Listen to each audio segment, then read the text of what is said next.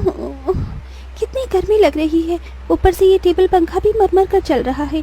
AC लगी होती तो मस्त नींद आती। तभी पंखा चलते चलते जोरदार आवाज करके बंद हो जाता है, जिसकी आवाज से गरीब सत्यकाम का परिवार जाग जाता है। अजी ये इतनी तेज आवाज कैसी थी? क्या मालूम चंदा, पर ऐसा लगा जैसे कुछ टूट गया। तभी भारती टेबल पंखे को देखती है। पिताजी वो देखो, टेबल पंखा टूट गया। पंखा टूटा देखकर पूरा परिवार दुख जताने लगता है। हे भगवान, ये क्या, एक और परेशानी बढ़ा दी तूने हम गरीबों पर। ये टेबल पंखा ही तो इस गर्मी में हमारा इकलौता सहारा था, अब तो इस गर्मी में हम बेहाल हो जाएंगे। कितना कहता था मैं कि दिन में पंखा बंद रखा करो, सारा दिन तो चलता रहता था। अब दिन रात चलेगा, कोई भी चीज तो खराब तो होगी ही ना। एक एक पाई जोड़ कर लिया था ये पंखा, अब कहां से लाऊंगा तुम्हारे नए पंखे का दाम।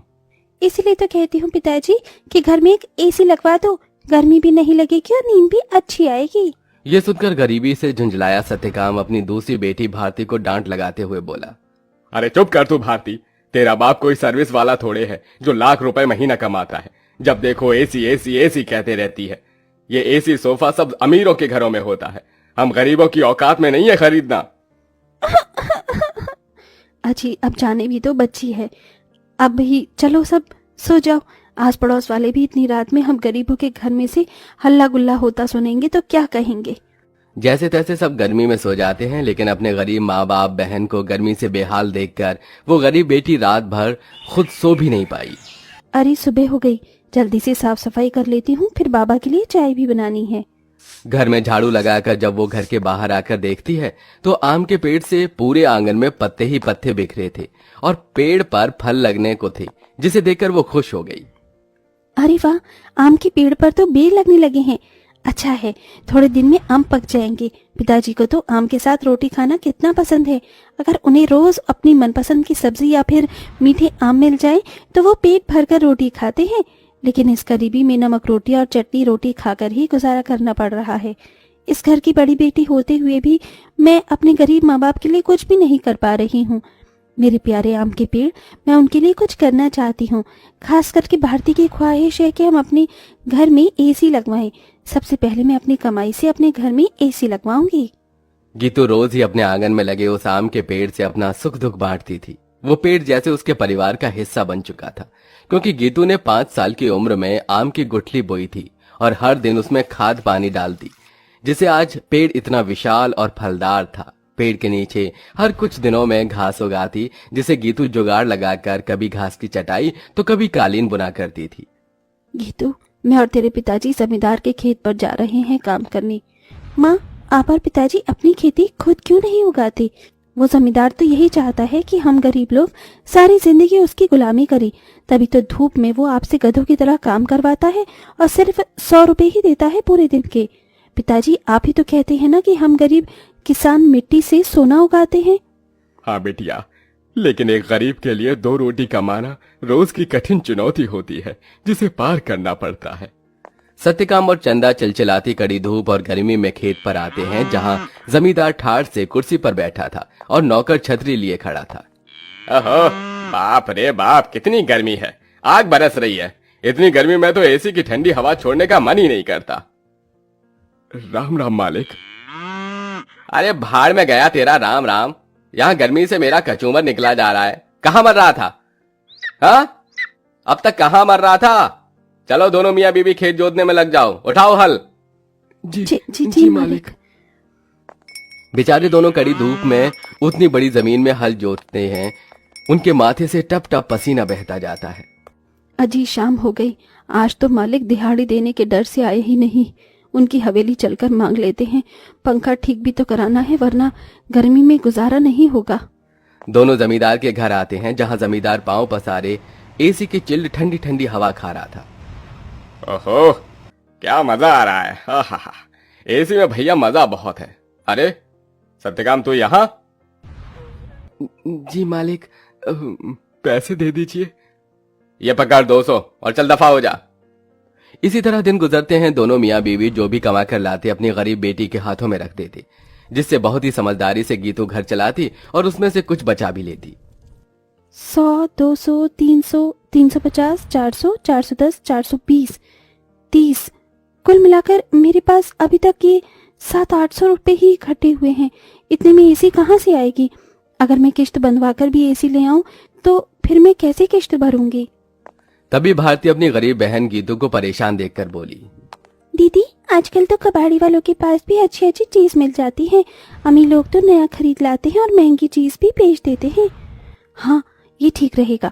मैं कबाड़ी में से कोई एसी उठा लाती हूँ। गीतू एसी खरीदने कबाड़ी की दुकान पर चली आई। भैया जी, मुझे कोई सस्ती एसी दिखाइए। गरीब लड़की लगती है, एक काम करता हूँ, ये खटारा वाली एसी थमा देता। इसे क्या पता इसमें क्या डिफॉल्ट है। ये लो बहन जी, ये एकदम बढ़िया एसी है। ये चलती तो है ना? चलती नहीं, दौड़ती है। एकदम धूम मचा देगी ठंडी हवा की। 1000 रुपए की लगेगी। अब जल्दी से ले लो। लेकिन मेरे पास बस 800 ही हैं। चलेगा चलेगा, दे दो। गीतू खुशी से वो एसी घर लाकर सबको चलाकर दिखाती है। माँ, पिताजी देखो, आपकी गरीब बेटी एसी खरीद कर लाई है 800 में। अब हमें गर्मी में नहीं सोना पड़ेगा। मगर ये चल क्यों नहीं रही? 800 में कोई एसी देता है भला क्या? पैसे फंसा कर आई है जाकर। सब मुंह बनाकर सो जाते हैं और गीतू पेड़ के पास आकर रोने लगी। मेरे प्यारे आम के पेड़, वो कबाड़ी वाला मुझ गरीब के पैसे खा गया। ये एसी चल भी नहीं रही। मुश्किल से 1-1 रुपया इकट्ठा किया था। गीतू को रोते देखकर पेड़ बोलने लग जाता है। गीतू, तुम रो रही हो? रो मत, मैं तुम्हारी एसी को जादुई एसी बना देता हूँ। क्या सचमुच में ऐसा हो सकता है? तभी पेड़ जादू करता है और जमीन पर ढेर सारे घास उगाते हैं जो बहुत चमक रही थी। गीतू, इस जादुई घास को मैंने अपनी शक्ति से उगाया है। इसे एसी में लगा दो, ये एसी जादुई हो जाएगी। गीतू बिल्कुल वैसा ही करती है। तभी घास का एसी बनकर पूरा होते ही सुनहरी चमक से भरकर चल पड़ता है और पूरे घर को बर्फ के जितना ठंडा कर देता है। माँ, पिताजी, भारती देखो, एसी चलने लगी। पूरा गरीब परिवार घास के एसी को चलते देखकर चौंक जाते हैं। अरे देखो चंदा, हमारी बिटिया ने घास की एसी बनाई है। हाँ जी, लेकिन ये घास की एसी कैसे चल रही है? ये एसी कूलर तो बिजली से चलते हैं। तभी जादुई घास एसी के आंख कान मुंह बन जाता है।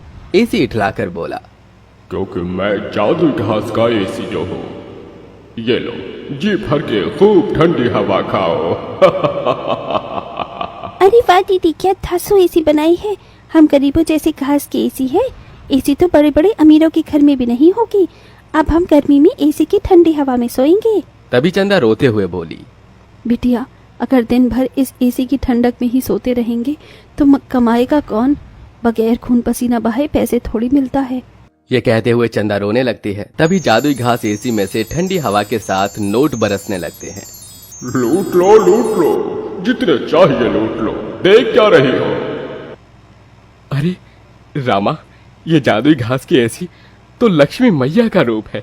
चंदा देख, कैसे करारे करारे नोट दे रहा है ये एसी। क्योंकि मैं कोई मामूली एसी नहीं बल्कि जादुई घास का एसी हूँ।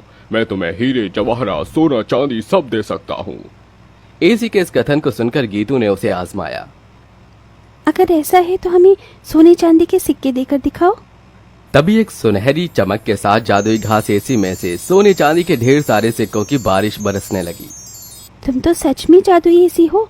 माँ, अब आपको उस जमींदार की गुलामी करने की जरूरत नहीं। अब हमारे पास जादुई घास का एसी है। दोनों मियाँ बीबी खुशी से फूट फूट कर रोए। चंदा देखो, अब हमें और दुख नहीं काटना पड़ेगा। न किसी की ये गालियां खाकर गुलामी करनी होगी। ये जादुई घास की एसी हमें बंधुआई से छुटकारा दिलाने आई है हमारे घर।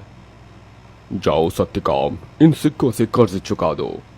सत्यकाम ने जादुई घास एसी से मिले सिक्कों को बेचकर सबका कर्जा भर दिया और उसने पंखा, कूलर, एसी की अपनी दुकान खोली, जिससे गरीब भी कम दाम पर एसी खरीद सके। उस गरीब बेटी के बनाए जादुई घास एसी ने उसके गरीब परिवार का भाग्य बदल दिया।